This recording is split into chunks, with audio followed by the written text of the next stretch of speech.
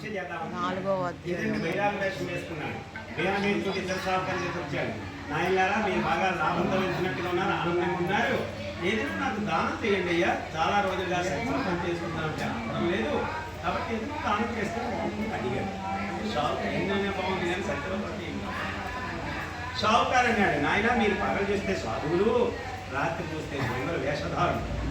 మా దేశంలో పొట్లాలు గట్రా కట్టుకోవాలంటే లతా పాత్రాధికం చేయవ ఆకులు తెగులు దొరకవు, ఇక్కడి నుంచి పట్టుకెళ్ళి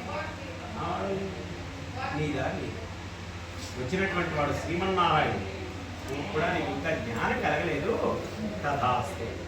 ఎప్పుడైతే తథాస్తు అన్నాడో ఇవన్నీ ఆకులుగా తిప్పలుగా వాడని తేలిపోయి షావుకారు చూశాడు, ఎక్కడ డబ్బు ఇప్పించట్లా, నది ఒడ్ల పనులు ఏడుస్తున్నాడు. డబ్బు పోయింది అంతా ఎక్కడ చూసినా అడ్డాకులు మోదుగాకులు తిప్పలు కనిపిస్తున్నాయి తప్ప మరేం లేదు. అప్పుడు ఏడుస్తుంది. అల్లుడు తెలియని వాడు మామ చెప్పాడు, మామ ఇందాక వచ్చినంత నువ్వు ఏమన్నావు, లతా పాత్ర దిగం చేయవాత్ అంటే ఆయన తదాస్తు అన్నాడు. ఆయన తదాస్తు అన్న పెట్టి ఇవన్నీ ఆకులే పడ్డాయి. అప్పుడు వచ్చినటువంటి వాడు ఎంతో శక్తి సంపన్నుడు, అతన్ని మనం పట్టుకోవాలి, ఆయన వేడుకోవాలి అని చెప్పి బయలుదేరాడు. ఎంత దూరం పట్టుకెళ్తారని ఎక్కడ పట్టుకోగలుగుతామా? ఆ నది ఒడ్డులో పరిగెట్టారు కొంత దూరం వచ్చాయి, పట్టుకోగలుగుతామా? మోంతులు పట్టుకోవడం అసాధ్యం.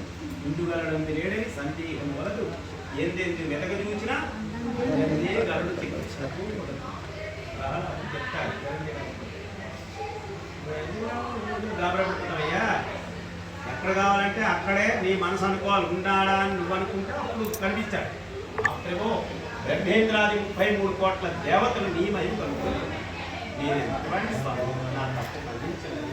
భగవంతుడు వేడుకున్నాడు. ఎప్పుడైతే వేడుకున్నాడు షావుకారికి జ్ఞానోదయం కలిగింది. ఒక బ్రాహ్మణుడు ఎదురుగా తెచ్చి పోయి షావుకారు వెళ్ళవయ్యా, నీ ధనం ఎప్పటిలాగా ఉంటుందని చెప్పి సెలవిచ్చారు. ఎప్పటిలాగా ధనం ఉన్నది. షావుకారికి పాపీలం పోయింది. ఎంత వేగం ఇంటికి వెళ్ళాలా, ఎంత వేగం సత్యవ్రతం చేయాలా అన్నటువంటి తలము అప్పుడు జరిగింది. నీళ్ళు జాలాలు తెప్పించారు, గేలాలు వేయించారు.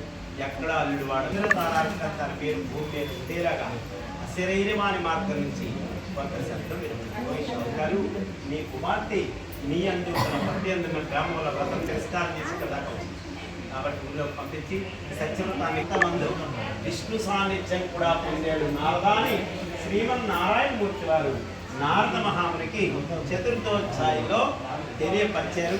ఇది రేవాఖండే స్కాంధ ప్రాణే చతుర్థోధ్యాయ.